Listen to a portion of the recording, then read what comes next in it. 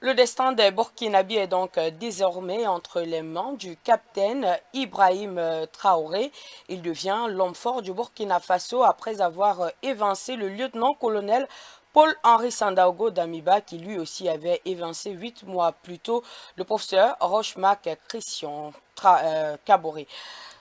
Ibrahim Traoré, l'homme, son parcours, mais davantage ses prouesses dans cet élément qui porte la signature de Marie-Thérèse Wan.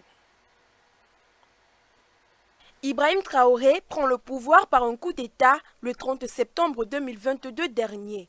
Le deuxième putsch que vit le Burkina Faso cette année, après celui du 24 janvier 2022 qui avait conduit le lieutenant Damiba président de la nation burkinabé.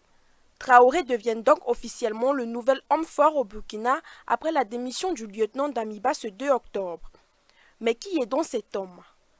Ibrahim Benjamin Traoré de son nom complet est un militaire et homme d'État burkinabé.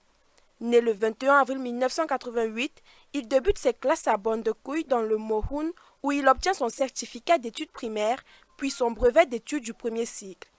Il évolue ensuite au lycée mixte Dakarville de Bobo Dioulasso où il obtient son baccalauréat en 2006.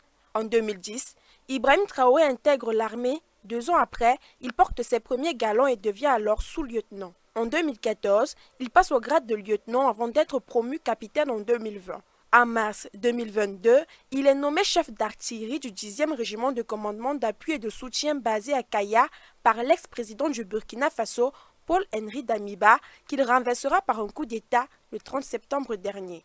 Rappelons que ce coup d'État fait suite à plusieurs attaques terroristes meurtrières, dont particulièrement celle de Gaskindo au nord du Burkina Faso, où un convoi de ravitaillement était tombé dans une embuscade terroriste.